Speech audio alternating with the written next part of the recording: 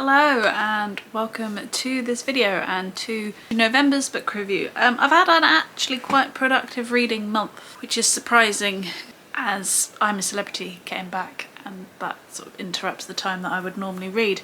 But I found a solution to that which has worked really well. So I actually have 6 books to talk to you about today, which is possibly the most I've had all year, but we'll see. So I'm not going to faff, we're going to get into it straight away, and all of these books are pretty much ones I've had on my TBR for the longest period of time. They're 2022 books, so they're ones that I was losing interest in, so I needed to get them read quickly. So the first one I read was The Sky is Everywhere by Jandy Nelson. This is following our main character Lenny, whose older sister dies suddenly, so it's very much an exploration of grief and how you move on with life after loss, particularly as her and her sister are incredibly close, and the sort of crazy things and maybe the sort of things that are outside your character that grief makes you do. This is a YA, so a lot of this is about kissing boys, to be honest, in that kind of terms. I think this is just a very interesting copy of this book. So Lenny has a tendency of writing little poems and notes and stuff, and they're all found in different places, and this has them all set out in that way. It's also a sort of soft-bound book, and it was given to somebody for a prize of courtesy, dignity and kindness in 2010, so it shows you how old this book is. The reason I picked this up, it came from my dad's church. I went through the books and took some that I thought were interesting sounding or that I'd heard of. I'll link that video up above if you're interested. The reason why I picked this one is because I've seen Jandy Nelson in this book in particular around a lot. Obviously this was, I assume, first published around 2010, so yeah, in 2010. So this is now 13 years old, so when it came out, and subsequently it's been on my radar for quite a long time, but I've just never really had the opportunity to pick it up before, and it's not one that I probably would have bought. Although it was enjoyable enough, it was despite the topic, relatively easy read. I didn't really see the point to it. It didn't really have that sort of long-lasting effect. It could have done with the subject matter that it was touching on, but I don't think it really looked at grief particularly well, and then didn't sort of fit into that YA romance, contemporary romance kind of bit very well either. It sort of didn't know where it was supposed to sit or where it was supposed to pitch itself, so I sort of didn't quite see the point. I also didn't think that Lenny, our main character, had much of, didn't have much of a character arc. She didn't develop very much throughout the story, which again is surprising as you're looking at someone of, I think she's 17, but I may have made that up, going through such a tough time and going through grief at a younger age. It does form a lot of you, speaking from experience, and I don't feel that really came across in this book very well. So it was fine. I think I gave it 3.5 stars. I won't be keeping it, but I am glad that I've given it a go. So that's The Sky is Everywhere by Jandy Nelson. The next book I read was The Vanishing Half by Bennett. This is one I bought, I think, around Easter 2022. It was on a cheaper deal with the works. I thought it sounded interesting at the time, but since then I've just put it off. Because it's also slightly outside my comfort zone. It's a multi-generational, different timelined drama essentially, and we're following 2 twins, Stella and Desiree, who live in a town in America, or a village in America, where they're black, but to be there you have to be, you know, closer to white than black. You're very pale in your skin tone and skin colour, but you're still classed as black. And this town is very stifling for these twins, so they choose to leave, and then one twin decides to essentially lie and live her life as a white woman, and then the other one sticks to her black roots. Again, this is one that I sort of don't have much of an opinion on. I found it a big struggle in the beginning to get through, but I did think it got marginally better as we got older and we became more from the point of view of the daughters of the two twins rather than the twins themselves, which again, I think it's a really interesting concept, but it's just one that I don't think was done very well. It's a very slow, long read because the chapters are very long. It jumps around timelines and that confused me quite a lot. I didn't know whether I was in 1960 something or the 80s or whatever. And again, I didn't feel like there was an awful lot of character development in this book. Again, despite some of the topics that we're talking about here. There is a trans relationship in this book, which I thought was good, but then I also thought it's a trans relationship in the 80s and it seemed too easy. I might be wrong, but I'm assuming if today's society is anything to go by, the 80s probably wasn't much better, so it would have probably been harder for them to go about things, but it didn't seem to have any effect whatsoever. So I don't know whether it was just a let's stick that in for the sake of sticking that in, or whether there was actually some like research and stuff done to it. I would question it. If you look this book up on, I use Storygraph, if you look it up on Storygraph, it has so many 5-star reviews. So I did kind of hope that, although I didn't think it was quite in my comfort zone, my wheelhouse, that something in it would be like really engaging, and I would also be one of the people that thinks it's great.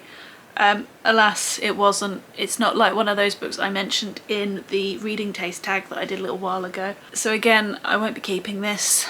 Glad I've read it. Probably won't read from this author again just because I didn't really get on with the writing style and it was a little disappointing and did take me quite a while to get through. So that's The Vanishing Half by Bennett. So the next book I read on my Kindle, and that was The Good Samaritan by John Mars. This was for my buzzword-a-thon for November. The prompt was to read a book with good in the title, and it was the only one that I had at the time. So John Mars is the author of The One, which I really liked. I've also read The Passengers by him as well, which I enjoyed. And this is The Good Samaritan, which is following a woman called, can't remember her name, I think it's Laura, but I don't have anything to check it with, who works at a charity similar to the Samaritans, but they're not called the Samaritans, where they receive phone calls from people that are going through tough times and considering ending their own life. So it's a sort of a suicide prevention helpline. But we learn very early on that she is not in it for the right reasons, and she's actually encouraging these people to commit suicide. So our book pretty much starts with her encouraging a gentleman and a pregnant woman to commit suicide together by walking off a cliff into the sea. And then from there, there's a whole sort of revenge plot from the husband and father-to-be of the pregnant lady. This is my least favourite of the 3 John Mars books I've read, and I don't know whether that's because this is more of a standalone, whereas The One and The Passengers are in a same, they're not a series, but they're in the same world, so to speak. It's all about technology and things like that, and I definitely preferred those two, The One being one of my favourite books of all time. Not that I own a copy and I really want to. Whereas this one was very much bad people just doing bad things to each other. Our main female protagonist, as I said, is a bad person who takes joy in encouraging others to end their own lives. We also have our main male protagonist who's trying to get revenge for his wife, as I've mentioned, doing some really untoward things involving grooming a 16-year-old, not for any sort of sexual gratification or anything, but to get to her mum and things like that, so it's not great. There's a lot of trigger warnings. It's a very dark book. Not just for, you know, suicide and suicide ideation. As I said, there's grooming, there's violence, there's death of a partner. I mean, hundreds of trigger warnings. If there is anything that is sensitive for you, I would definitely check this book, because it's highly likely that it's in it. And I just found that because it was bad people doing bad things to each other, I just couldn't get behind any of the characters. I didn't want any of them to succeed, I guess. And I found that the ending just didn't have a resolution, and that bugged me, because we'd gone through 300 odd pages of this dark stuff, and at the end of it there was no comeuppance or anything. So with the other John Marrs books that I've read, there's a whole sort of cast of people. There's a lot of people to follow, which can sometimes get a little bit confusing, but you get different chapters from all of those. This one wasn't the same. We had essentially 2 characters and we just got large chunks from each of them, and I missed that sort of intermingling way of telling the story, which I think John Marrs does really well.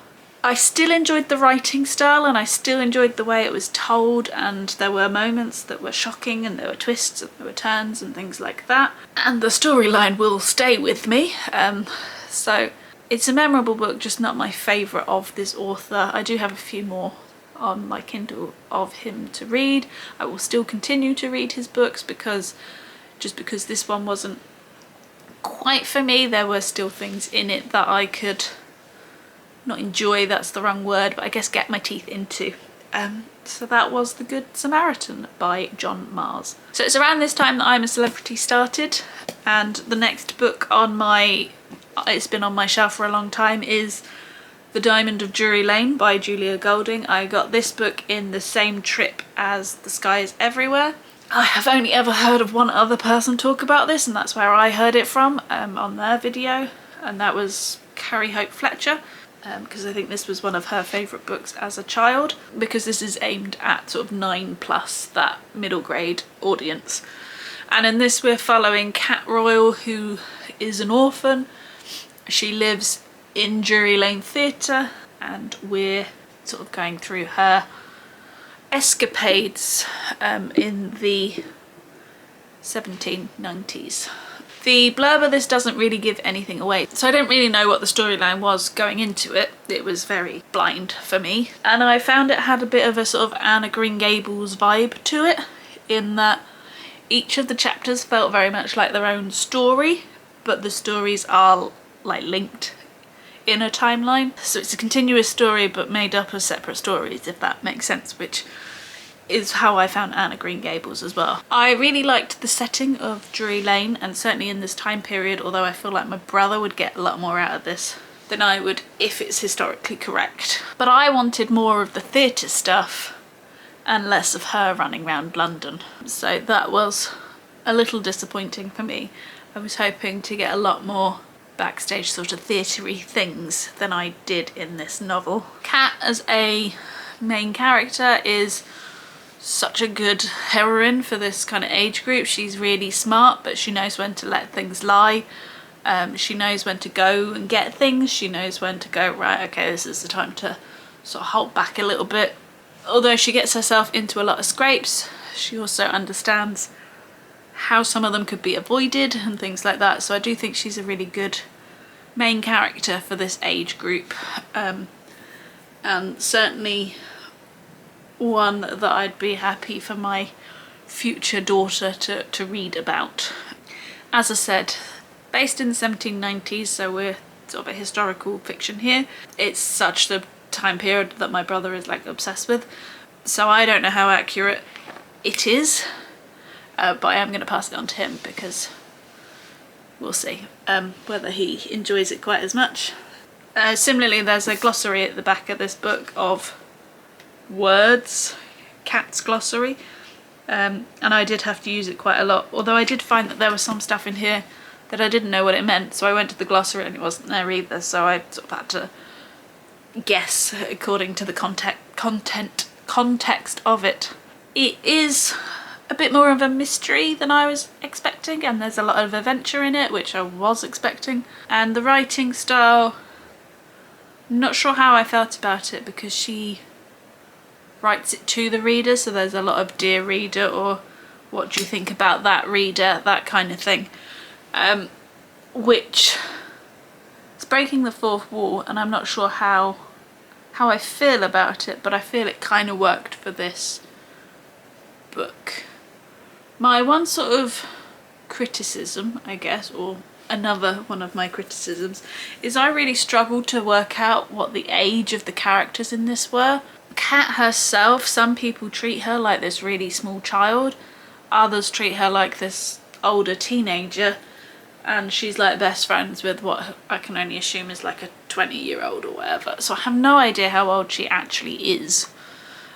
She spends a lot of time with a... who are they? Are they a duke? They're not a duke, are they?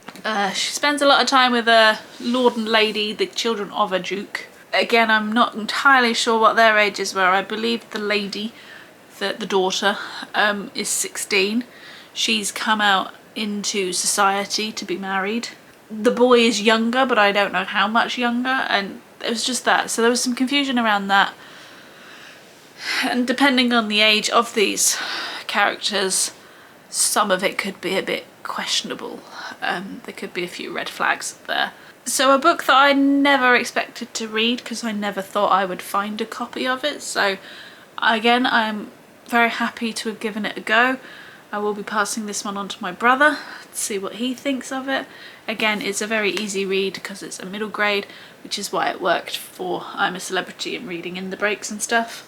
But yeah, so that is The Diamond of Drury Lane by Julia Golding. And because reading that book worked so well, I then went on to Annie by Thomas Meehan. This is the musical, basically. What I didn't realise is that the book is based off the musical, not the other way around. So the novel was written afterwards. This comes in that Puffin Children's Classics box that I had, where I did a reading challenge for it, so again I'll link that video.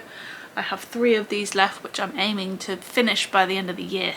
I obviously had a thing about orphans by the end of November, because Andy, as you probably know, is also an orphan in the Great Depression in the 1920s, 1930s, I think it's 1933, this book. Yeah, in the 1930s. So I have seen Annie, the film version. I've never actually seen it on stage. As an aside, I wanted to go and see it when it came to Sheffield like a couple of weeks ago, during the October half term, but the ticket prices went through the roof for that, so I decided against it. So I have seen the film, but a long time ago. I've seen the remake a bit more recently, but again that's slightly different, so I couldn't remember some of the intricacies of this story. I obviously knew the gist of it, that she's an orphan, she escapes, and then she ends up with a rich man, but it was fun actually going into this not really knowing where it was going to take me. There is a lot of nods to the songs in the musical from the ones that I can remember. A lot of The Sun Will Come Out Tomorrow, a little bit to Hard Knock Life. I feel like The Sun Will Come Out Tomorrow was maybe overused a little bit in this book, but as I said, it is based on the musical, not the musical being based on the book, so you can kind of see why that might be a thing. The other thing that I liked about it was that it was a very interesting look at the Depression in the USA in the 30s, and the sort of Hoovervilles, which are like the shanty towns that popped up, and the struggles that people had, and how the powers that be were dealing with it and stuff like that. So some of that was very interesting as well. But on the whole, it's a very average 3-star, 3.5-star book. It was enjoyable enough, it was quick to get through. I could dip in and out in the breaks of I'm a Celebrity, but again, not one that's going to stay with me for a long time. Only because of the musical more than the book itself. So yeah, that was Annie by Thomas Meehan. And then throughout the month, on and off, I've been dipping into the Positive Birth book. Now, as you can see, I haven't quite finished this one, but I will do by the end of today, so I thought I would include it in this anyway. And this is by Milli Hill. One of my friends very kindly has lent me a number of pregnancy and sort of early childhood books to read in preparation of the imminent arrival of my child. So I thought, as I've headed into the 3rd trimester in this month, this is probably the best place to start, because I'm going to have to start thinking about potential birth plans and things like that.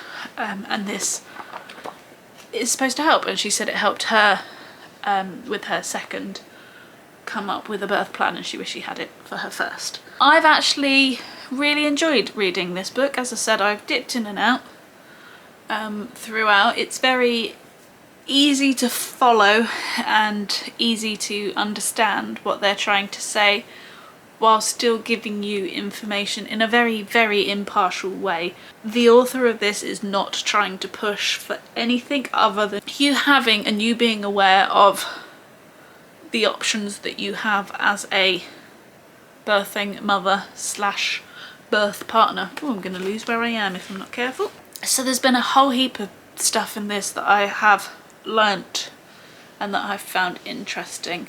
I would say that as a first-time parent, first-time mother, first-time giving birth, there are some bits in this that I could see what would be useful if it was your 2nd, because you know what to expect and what your body is like and how you are in birth, compared to me, who no idea.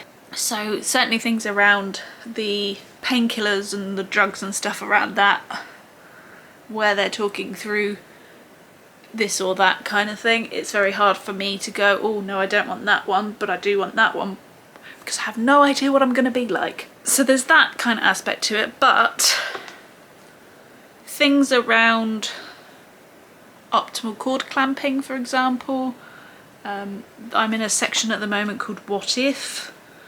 So there's been things about what if I tear, what if my baby's big, what if I'm overdue, where she's given different ideas and different aspects of all of that. The other thing that I have particularly enjoyed about this is that there are real life, real women experience in it. So for example, here's just the one about big babies, where there's these dark patches with pictures. That tends to be someone's experience. And we had an experience or experiences from everything. So she talks about home birth, midwife-led unit birth and hospital birth, also unexpected at home birth, kind of stuff like that. I feel like every base has been covered and that it's really made me think.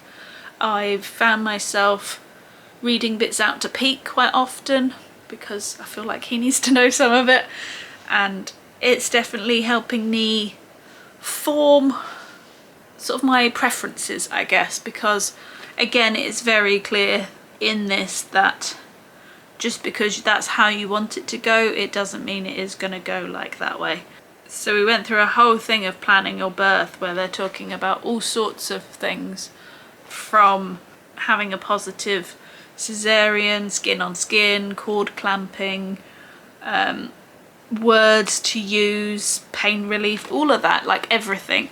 And then right at the end, it's like, and now make plan B, C and D, because it might not go the way. But yeah, basically this is encouraging you to have as much knowledge as you can, so that if something doesn't go the way that you want it and they're asking you whether you want something, you have a way of making an informed choice in that situation. So it's about arming yourself with information and knowledge, but also accepting that what will be, which is very much how I'm approaching birth, in that yes, there are things that I think would be nice and I think might help me and all of that kind of stuff, but I'm fully understanding and aware that some of these midwives and stuff have way more experience than I do, so I'm not going to rule out anything just because I'm dead set on a certain plan. I'm a here's what I'd quite like, but if I have to change it, I have to change it kind of thing. And I think that's what this book is helping me with. There's probably a few bits that I'm very set on, and that can go across all births. And then there are stuff that I don't really know, so as I said, like pain relief, I'll see how I go. If I need it, I'm gonna have it, but it's very much a go with the flow kind of thing for that. So yeah, if you are expecting a child, I would recommend this. I'm very grateful to my friend for lending it to me. It really has helped. There are quite a lot of bits that I would have liked to like highlight and whatever, but it's obviously not my copy, so I have to give it back and I can't do that. But yeah, as I said, I haven't quite finished it, but I feel like I've read enough of this to be able to give a review and an honest thought on it. So that is The Positive Birth Book by Milli Hill. So there you go, there are all the books that I have read in November / one that I will be finishing on very early December. And my December reading plans are, I've got I think 3 books left from like that I picked up in 2022 that I want to finish, and then we'll move into Christmas stuff. I also finish work on the 19th of December, so there's going to be a bit of time to read after that, hopefully. But we do also have lots of family coming to stay, so we'll see where we get to. But if you've enjoyed this video, please give it a thumbs up. If you have any thoughts on the books I've mentioned, please put them in the comments below, and I will see you in the next one. So if you want to see what I'm reading in December, click that subscribe button and I will see you in the next vlog. Bye!